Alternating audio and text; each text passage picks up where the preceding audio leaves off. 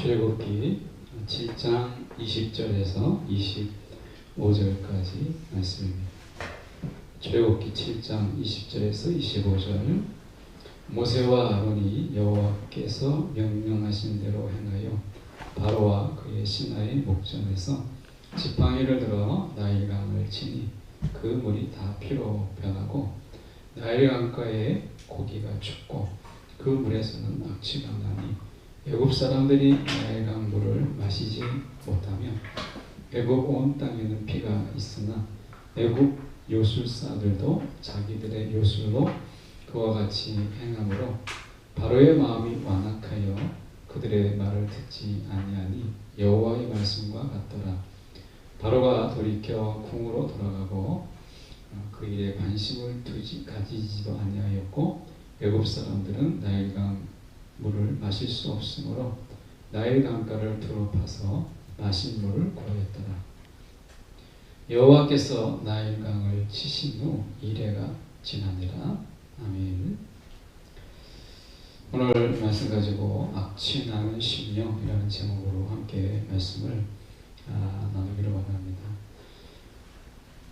짧은 전체 구절 전체를 어떻게 볼까 하다가 이제 20절에서 25절까지 짧은 구절을 가지고 저희가 함께 보려고 하는 것은 오늘 본문의 말씀 속에서 좀 더 우리가 좀 의원하게 좀 넓게 살펴보면 좀 우리가 영적인 의미가 있지 않을까 하는 마음에서 이 본문을 짧게 시작하지만 좀 넓혀 보려고 합니다. 먼저 우리가 세상을 살아갈 때 우리가 가지고 있는 것, 이미 가지고 있는 것, 하나님 우리 가운데 주신 것에 대해서 많은 경우 주목하기보다는 남이 가지고 있는 것, 아직 내게 없는 것, 이런 것들 때문에 우리가 그것 때문에 속상해하고 그것을 달라고 하기도 하고 그러다 보니까 늘 내게 있는 것보다는 내게 없는 것 때문에 불평하고 원망하고 때로는 속상해하고 또 그들 속에서 괜히 열등감 갖고 세상을 살아가는 그런 모습을 많이 보게 돼요. 그러니까 신앙은 하나님이 우리 가운데 있는 모습 그대로를 받으셨다라고 하는 데서 시작되잖아요. 있는 모습 그대로. 그러니까 하나님이 있는 모습 그대로를 받아주셨다라고 하는 것은 우리 있는 것을 귀하게 보셨다라고 하는 것인데 우리는 정작 우리가 가지고 있는 그것에 대해서 귀한 줄 모르는 것이죠.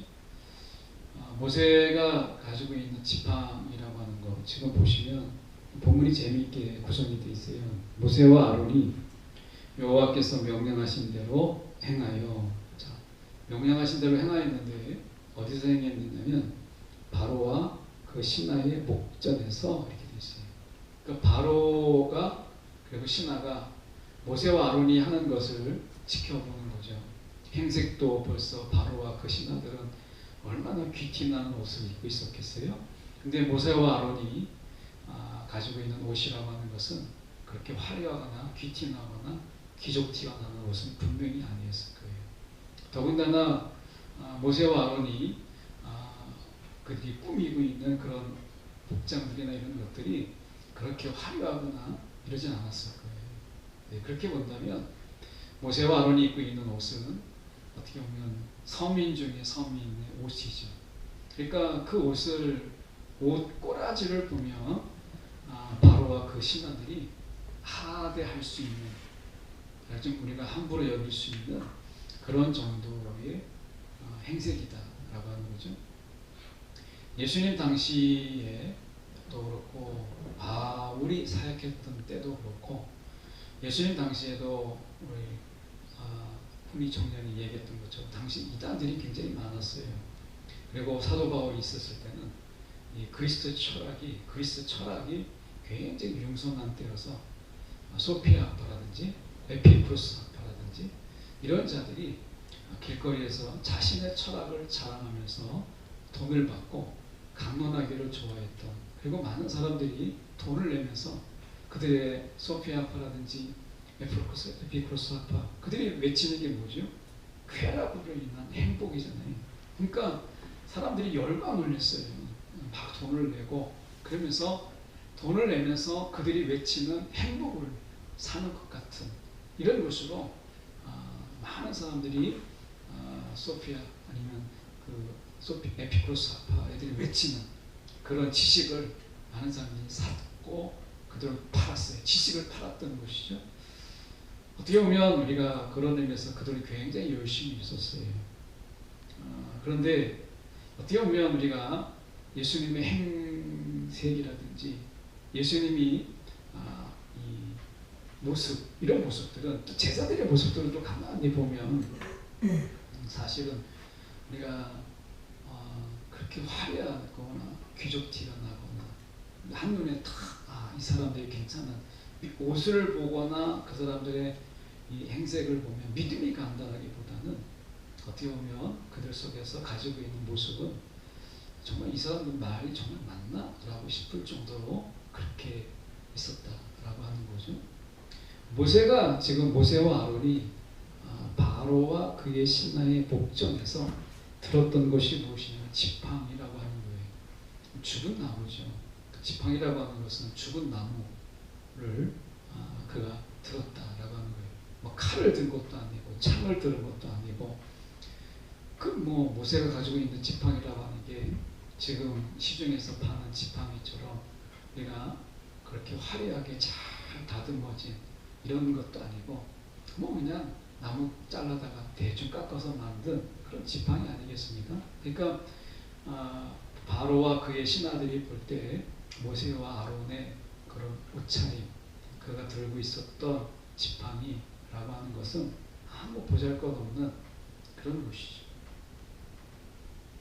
여러분 우리가 지금 가지고 있는 지팡이라고 하는 것처럼 여러분이 가지고 있는 것 그것이 얼마나 자랑할 만한 것이 있습니다. 여러분이 가지고 있는 것 중에 정말 세상에 내놓아도 뒤처지지 않는 이런 것들이 있습니까? 아마 많지 않을 거예요. 아마 우리가 명품이라고 하는 브랜드라고 하는 게 그런 거잖아요.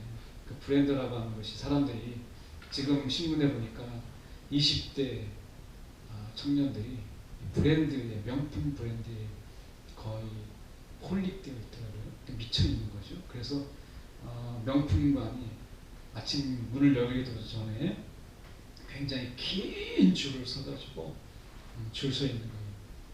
그러니까 20대의 청년들이 세상에서 가지고 있는 자랑할 만한 것이 없는데 명품 하나 그거 뭐 하나 자랑할 게 있고 싶은데 없잖아요.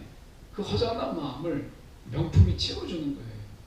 그래서 명품관마다 20대 청년들이 줄을 서가지고 그것을 사려고 하는데 저는 그 브랜드도 잘 몰라서 신문을 봐도 금방 잊어버렸는데 어떤 브랜드는 희소가치를 통해서 일부러 적게 만드는 거예요.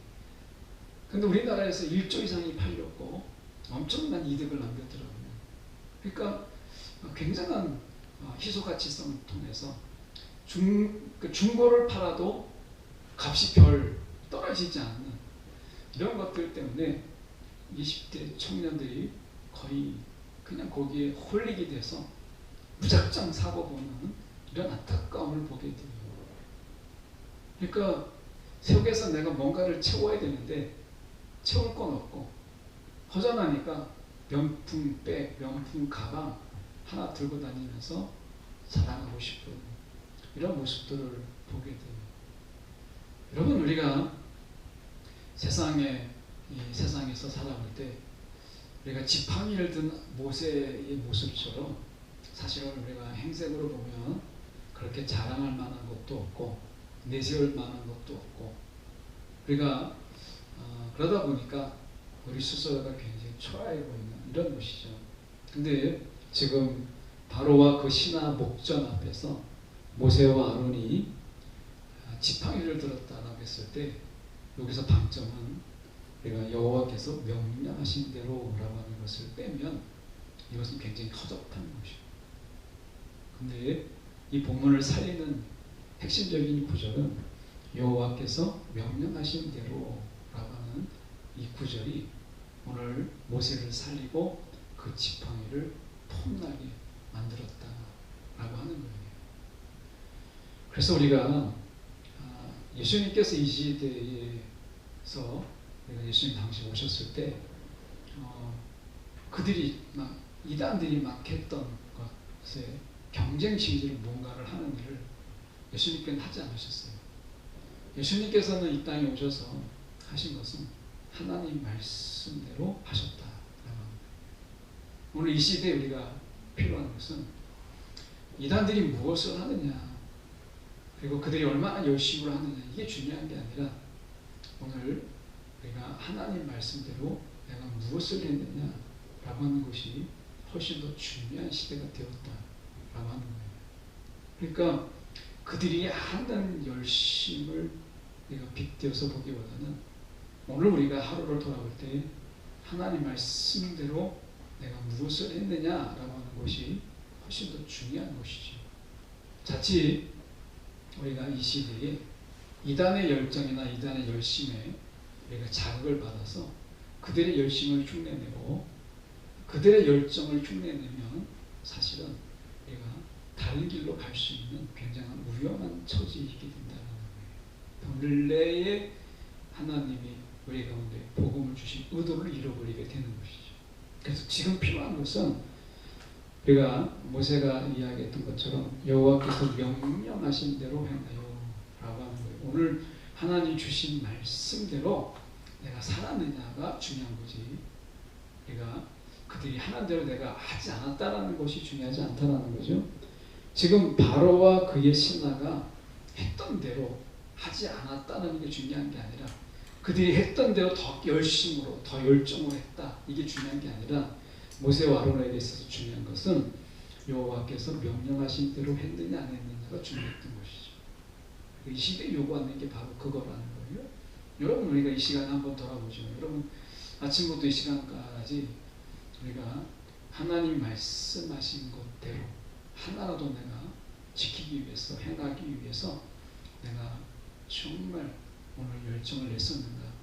그렇게 했다면 오늘 잘 사신 거예요.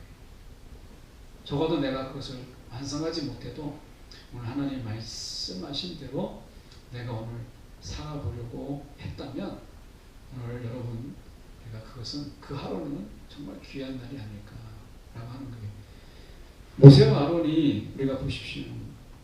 여호와께서 명령하신 대로 행하여 신하와 그 바로 앞에 목전에서 지팡이를 들었다, 이렇게 돼 있어요. 사실 지팡이를 들었을 때 얼마나 쪽팔리겠어요. 정말 창피하죠. 그럴 수 있거든요. 바로와 그 신하 앞에서 지팡이 하나를 탁 들었다 라고 했을 때 사실은 이것은 그렇게 막 뽀다고 나는 사진을 찍었다면 굉장히 구차하게 보이는 한 장면이에요. 이 사진 하나가 한번 여러분의 상상력을 동원해 보세요. 신하들이 쫙 앉아 있고 막 금빛 찬란한 옷들을 입고 있고 바로 그 높은 곳에서 그래서 내려다보듯이 쫙 있는데 모세와 아론이 거짓 차림으로, 바로가 볼 때는 거짓 차림 아니겠습니까? 그 거짓 차림으로 너무나 초라한 지팡이 하나를 딱 들고 바로 앞에 서 있을 때 모세가 어떤 자존감이 있었을까 라고 하는 거예요. 이 생각을 해보게 되면 우리는 이 시대를 살아갈 때 영적 자존감, 내가 하나님의 자녀다, 하나님의 말씀이 내게 있다라는 자존감이 이때 이 시대에 우리가 필요한 거예요. 저는 우리가 무엇을 했느냐보다 하나님 이 시대 우리 가운데 물어볼 때 이런 영적 자존감을 가지고 살아가느냐. 우리가 지금은 이 영적 자존감을 좀 회복할 때는 너무나 우리가 영적 자존감이 무너지는 그런 많은 영혼들을 봐요.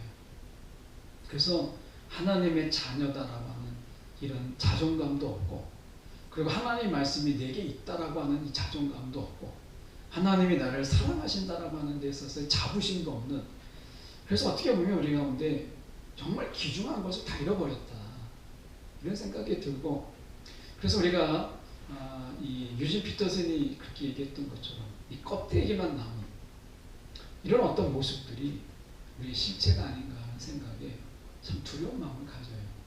그래서 우리가 이 겉의 모습들, 우리가 지금 속사람에 관한 문제잖아요. 신앙은 겉사람에 관한 문제가 아니고 속사람. 그러니까 속사람이 날로 날로 새롭다. 날로 날로 새롭다라고 얘기하잖아요. 사도 바울은. 그가 고난을 당하고 어려움을 당하지만 그러나 그의 속사람은 날로 날로 새로워진다고 이야기할 때 우리가 이것만 있으면 겉에 보이는 건 중요한 게 아니라는 거예요. 근데 중요한 건 뭐냐면 속사람이 날로 날로 새로워지고 있느냐라고 하는 부분 속에서 우리 스스로가 그걸 확신하지 못하는 이런 안타까움이 있다는 거죠. 이게 문제잖아요. 그 보면 지팡이를 들어 나일강을 치니 그 물이 다 피로 변하였다 라고 얘기합니다. 그 피로 변했다 라고 얘기해요. 그러니까 피로 변했다는 건 중요한 게 아니죠. 중요한 것은 뭐냐면 나일강의 고기가 죽게 되었다 라고 하는 거예요. 그리고 악취가 났다 라고 하는 거예요. 그러니까 당연하지 않겠어요? 저는 이 남수단에서 이 나일강을 보았거든요. 나일강 상류죠, 사실은.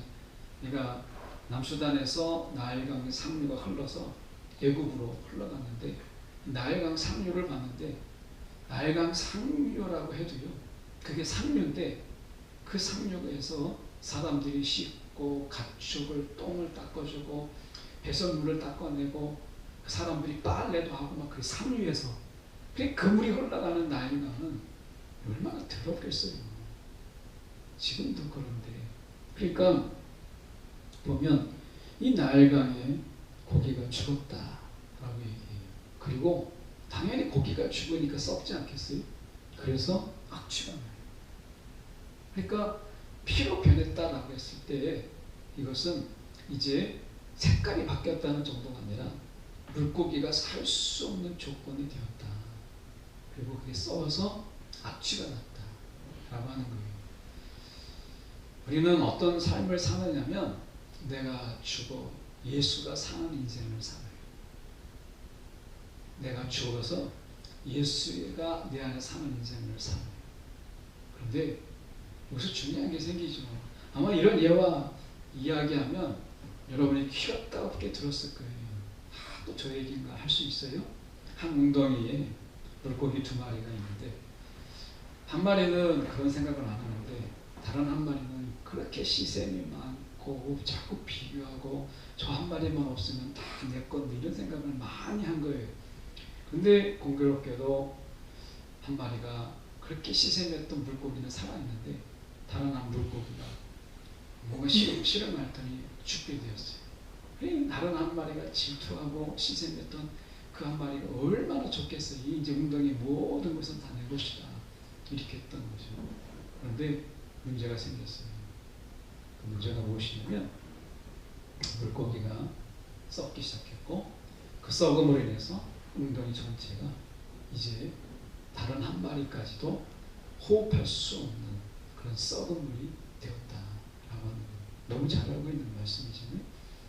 여러분 여기서 우리가 생각할 수 있는 영적인 지혜가 있는데 자, 그것이 무엇이냐면 나는 죽고 예수로 사는 건데 내가 죽어서 그냥 악취가 날 때까지 썩어버리면 여러분 예수도 살기 어려워요. 어쩌면 우리가 나는 죽고 예수로 사는 인생을 살아야 되는데 내가 죽고 썩어서 예수조차도 살 수 없는 악취를 낸다면 여러분 그냥 죽은 거예요. 어쩌면 우리 이 시대에 우리의 문제가 우리가 어디에 있을까라고 했을 때 우리 십자가에서 내가 죽어야 된다 라면 자기 부인의 삶을 너무 잘 알죠. 그러니까 나는 죽어요. 그런데 나는 죽어서 썩어서 악취를 내요. 그러니까 예수가 살 수가 없는 거죠. 이게 무엇을 의미하느냐라고 하는 것을 오늘 살펴보려고 하는 것이 오늘 본문의 요지예요. 말씀에 보면 이렇게 되어 있어요. 21절에 중반절에 보시면 애굽 사람들이 나일강 물을 마시지 못하며 애굽 온 땅에는 피가 있으나 애굽 요술사들도 자기들의 요술로 그와 같이 행함으로 이렇게 되어 있잖아요. 요술사들도 그렇게 했다라고 하는 거죠. 이것을 다른 어떤 주석을 보면 이렇게 되어 있어요. 요술사들은 실제로 그렇게 한 게 아니라 그렇게 된 것처럼 속였다. 그러니까 요술사들이 나일강 물을 피로 어떻게 변화시킬 수 있었겠어요. 그러니까 핏빛이 나도록 속인 거죠. 우리가 뭐 음식을 우리가 이제 과일 주스를 사 먹을 때 진짜 100% 오리지널인 그런 어떤 오렌지에서 추출한 오렌지 주스가 있지만 똑같이 오렌지 향인 것처럼 보이지만 나중에 첨가물을 보면 그 오렌지 향이 나게 하는 정말 그 추출액은 1%도 안 되고 어떤 1.6% 정도밖에 안 되는 그런 오렌지 주스가 있어요. 그러니까 똑같이 보이지만 하나는 오렌지 주스 향만 나고 제가 만났던 어떤 식품학자가 이야기하기는 사람이 만들어낼 수 있는 이런 향과 그리고 이렇게 할 수 있는 게 그때 당시에 벌써 오래됐는데 그분이 얘기할 때 200가지가 넘는다는 거예요. 그러니까 오렌지 주스 향이 나게 하는 것은 어려운 게 아니라 너무 쉬운 거죠. 색깔만 넣으면 되는 거예요. 그럼 오렌지 향이 나는 거죠. 근데 100% 추출물이 아니라는 거죠. 그러니까 요술사들도 그렇게 하는 거예요. 그 흉내낼 수 있다는 거예요. 자, 우리가 요새 이야기하는 것이 무엇이냐면 내가 죽고 예수로 사는 삶 속에서 여러분 우리가 이 예수가 사는데 내가 죽어야 된다는 거예요. 그때 뭐 어떤 웅덩이의 비유로 본다면 우리가 나도 살고 예수가 살아야 같이 사는 것 같은데 성경은 그렇게 얘기 안 하거든요. 내가 죽어야 내가 죽고 예수로 살아야 되는 거예요. 근데 우리가 보면 내가 죽으면 썩은 내가 나죠. 악취가 나요. 그리고 예수가 거기서 산다면 거듭 말씀드리지만 과연 예수가 살 수 있을까 이런 생각이 들어요. 그래서 우리가 자꾸 악취나는 그리스도인인데 자꾸 악취나는 그리스도인으로 살지 않으세요? 더 냄새나는 거예요. 그냥 얼마나 세상이 많습니까? 세상에 그리스도인이라고 하는데 더 악취가 나고 더 냄새나고 더 더럽고 더 취하고 이런 자들이 왜 세상에 많을까? 믿음의 사람들이라고 하는데 세상 사람보다 더 썩은 내가 나고 더 악취가 진동하는 이유가 무엇일까? 라는 거예요.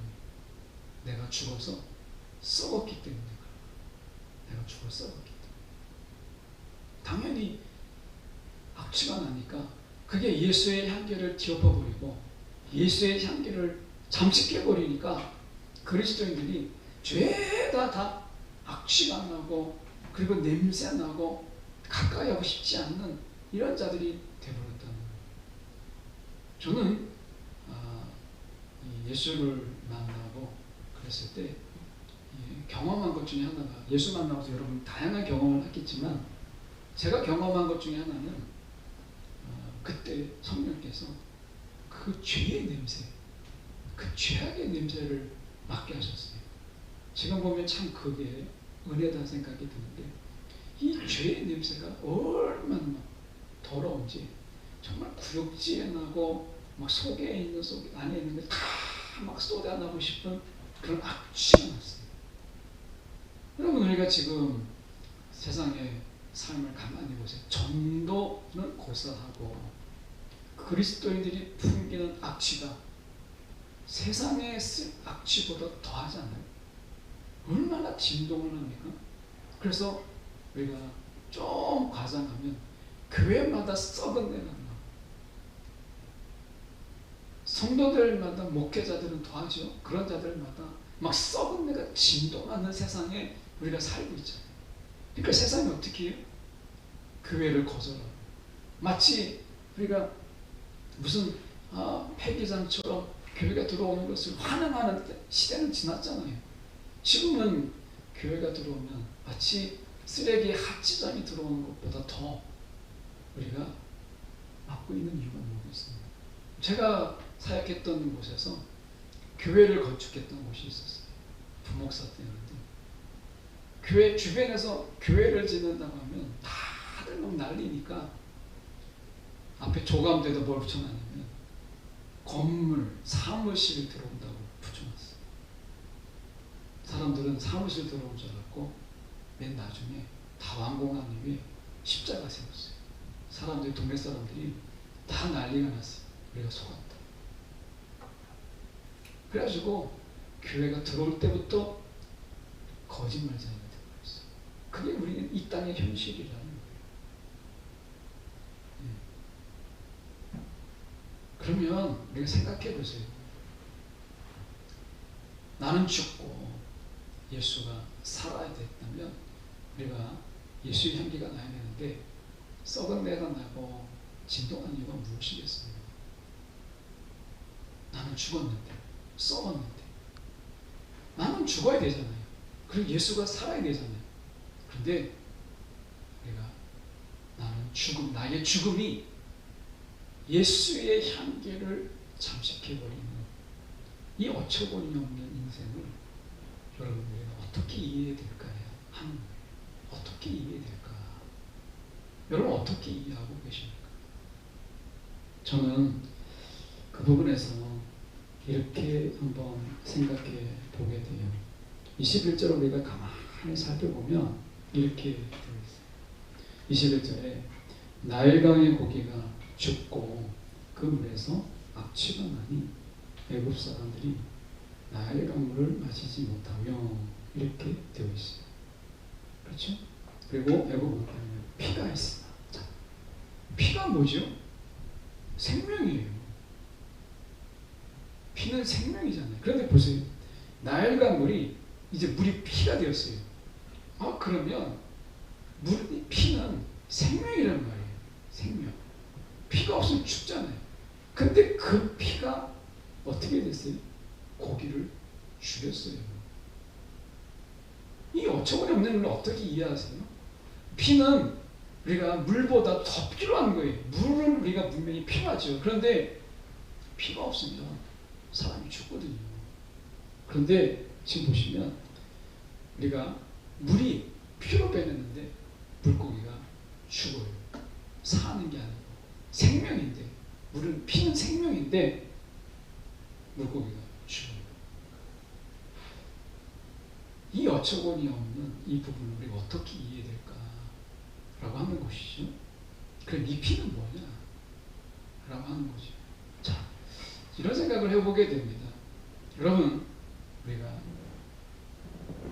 나는 죽고 라고 하는 데 있어서 여러분, 우리가 피를 죽었어요. 근데 이 피가 어떤 피냐면 살리는 피가 아니라 죽이는 피예요. 죽이는 피. 죽이는 피. 우리 안에서 우리의 죽음의 피가 흐르고 있는 거예요.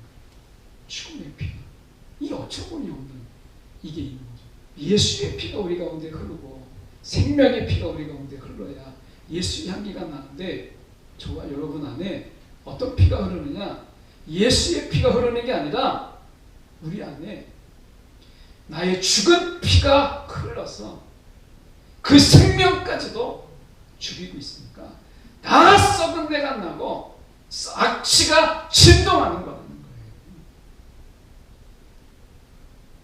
코카콜라 사장 이야기를 너무 많이 여러분들 들어서 알죠. 저는 솔직히 몇 번 안 했는데 세상에서 너무 많이 이야기하고 있더라고요. 자기 몸속에는 콜라가 흐르고 있다라고 얘기하죠. 정말 다 돌아보니까 그렇구나. 탐욕의 피가 흐르고 우리 안에 나는 죽었는데 내 피가 내 몸속에서 사방 흘러다니는 거 이 살아있는 모든 것을 죽이는 이 피가 흐르고 있는 거예요. 그러니 어떻게 해요? 우리가 살아있지만 죽어있지만 악취는 살아있고 나는 죽었지만 탐욕은 살아있고 이렇게 되어 있는 거죠. 그럼 예수 향기 나겠어요? 아니죠. 썩은 내 진동으로 막 치러나지 않겠어요? 이게 지금 우리의 현실이다 라고 하는 거예요. 그래서 우리는 어떻게 해요? 사람을 죽여요. 사람을. 예수의 피는 사람을 살리는 피고 나를 살리고 다른 사람을 살리는데 우리 안에 무슨 피가 흘러요? 죽은 피가 흐르는 거예요. 한의학에서 어혈이라고 그러잖아요. 제가 옛날에 뭐 이렇게 강도 만나기도 하고 그 전에 그래서 어혈이라면 아주 제가 질색이에요. 막 제가 한번 다쳤을 때 막 한의원에 갔더니 침을 얼마나 막 넣는지 피를 빼야 된다고. 나쁜 피를 빼야 된다고 하죠. 우리 안에 나쁜 피가 흐르고 있는 거예요. 썩은 피가 흐르고 있는 거예요. 그러니까 나도 죽고 다른 사람도 죽이는 이 악취 진동한 인생을 우리가 사는 거예요. 피는 생명인데 물고기를 죽여요. 자, 이게 얼마나 안타까운 일이에요. 내가 있는 곳마다 생명을 죽이는 거예요. 내가 거하는 곳마다 사람을 죽이고요. 내가 있는 곳마다 악취가 나고 썩게 만드는 일을 하는 거예요. 얼마나 안타깝습니까?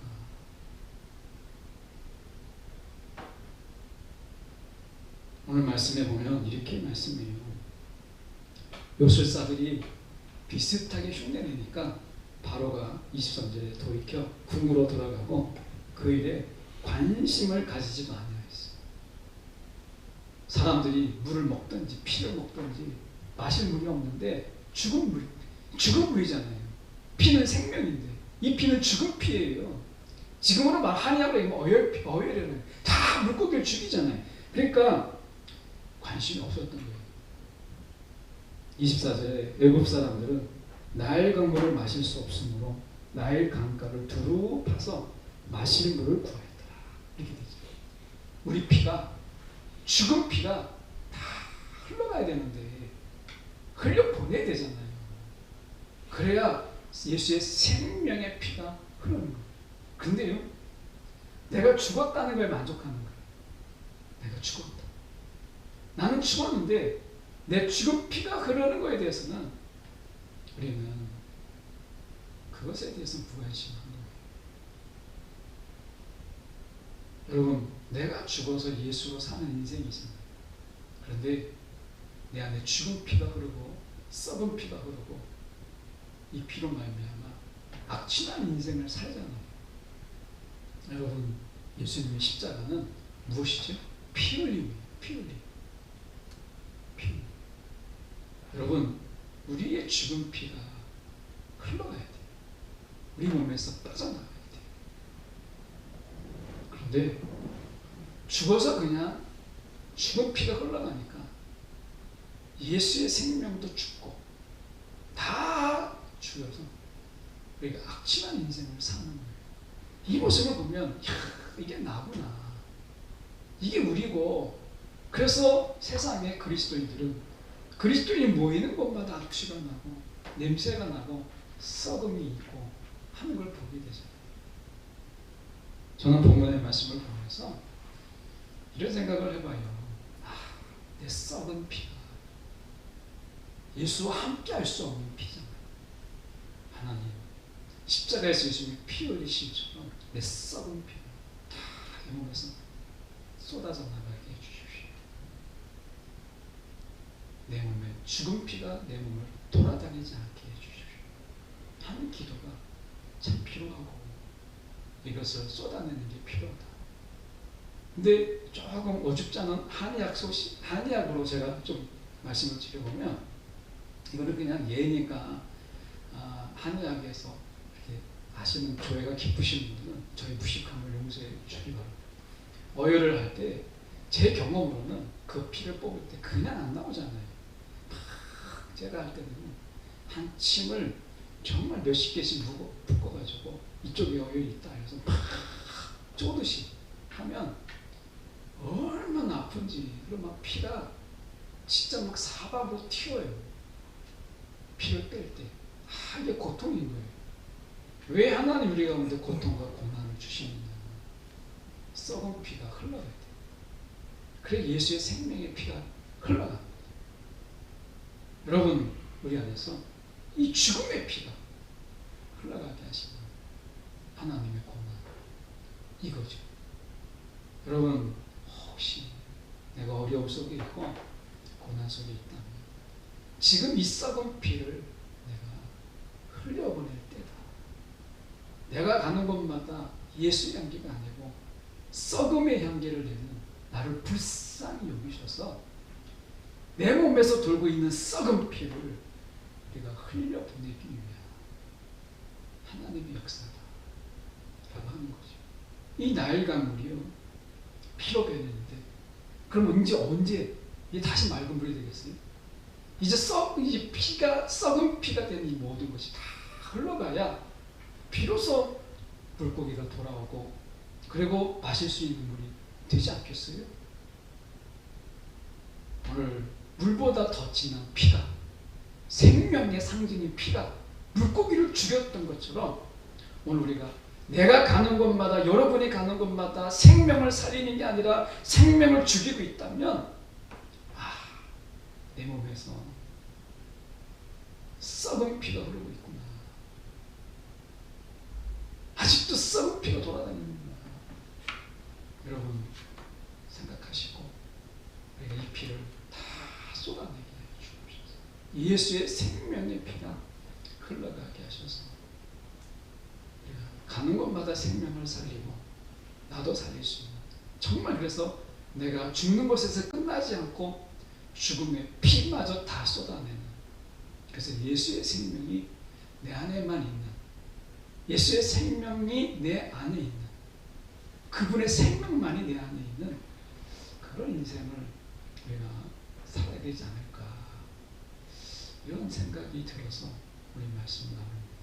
여러분 적어도 우리가 악취내는 인생을 좀 살지 말자. 썩은 나는 인생을 좀 살지 말자 라고 하는 거예요. 여러분 교회마다 썩음이 얼마나 많습니까? 네. 제가 아는 교회만 해도 지금 몇 개만 해도 교회가 서로가 다투어가지고 세상의 법정에 정말 치부를 다 드러내고 그러면서 인간의 썩음을 다 드러내는 이런 일들이 비일비재합니다. 여러분 참 우리가 안타까운 일이에요.